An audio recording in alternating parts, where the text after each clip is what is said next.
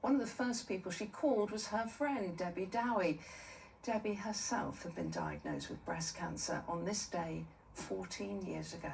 Well, since then, she's raised almost £1.5 million to pay for the latest diagnostic equipment for hospitals across the northwest. And it was equipment donated by Debbie's charity, Boot Out Breast Cancer, which was used to diagnose Suzy. Elaine Wilcox is following Suzy's treatment, and after our first report, a radiographer got in touch with Suzy to say thank you for helping to raise awareness.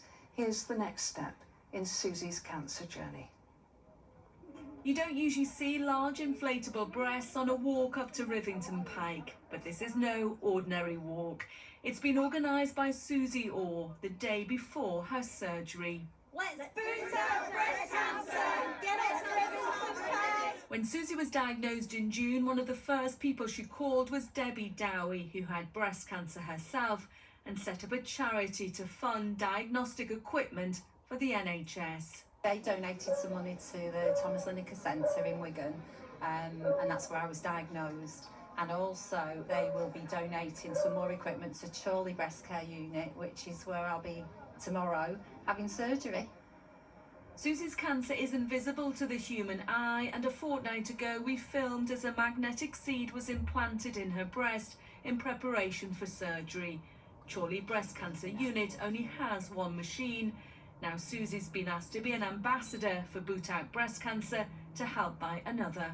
A lot of the equipment that we have in-house is through the kindness of the charities and the fundraising events and the donations, so that's something we really appreciate. Should it be down to a charity to have to raise funds for the NHS for this vital equipment?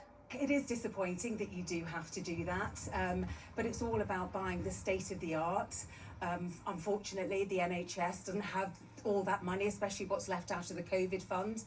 So we're just literally plugging that gap. You gorgeous people, we're 3/4 of the way up, and yeah, woo, woo. And it means the world that you're here today. So let's crack on and get to the Pike. Hey! At this time tomorrow, Suzy will be having her operation. A routine mammogram found her cancer early, and that's why she's sharing her story. I've been inundated with messages of support, and when a lady who's a mammographer who'd done the job for 25 years messaged me and said there was more done in that report that you did than I've been able to do in 25 years, and thank you. You know, it's heartwarming. So many women just still don't know the importance of having a mammogram. A number of those on the walk have been touched by breast cancer, which also affects men, and 1 in 7 women. So whether it's breast cancer or secondary breast cancer, my sister-in-law Helen's going through that journey at the moment. So yeah, anything we can do to raise awareness for breast cancer, secondary breast cancer, and helping women through it, yeah, it's just amazing what she's doing. And how are you feeling about the surgery? Do you know what? I'm okay. I just want it to be all over with. So this time tomorrow I'll be under the knife. For Suzy, this kind of support means the world to her, with a simple message to get yourself checked. Elaine Wilcox, ITV News, Rivington Pike.